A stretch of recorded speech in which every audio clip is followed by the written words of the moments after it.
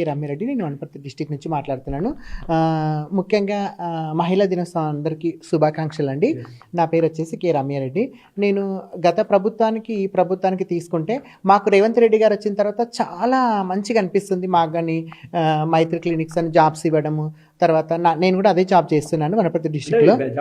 అవునండి, వచ్చింది నాకు ఆల్రెడీ రేవంత్ రెడ్డి గారు ఇచ్చారు. తర్వాత కొంతమందికి ట్రాఫిక్ సిగ్నల్స్ దగ్గర జాబ్స్ ఇచ్చారు. మమ్మల్ని యాక్చువల్గా రేవంత్ రెడ్డి సార్ వచ్చిన తర్వాత చాలా బాగా మమ్మల్ని గుర్తించడం, మాకు ప్రతి ఒక్క దానిలో సపోర్ట్ ఇవ్వడం నాకు చాలా బాగా అనిపిస్తుందండి.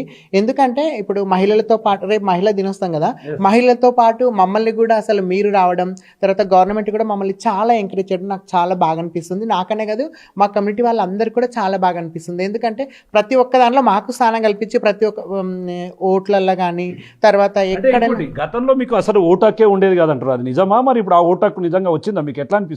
అంటే గతంలో అంత మాకు అవేర్నెస్ లేదు.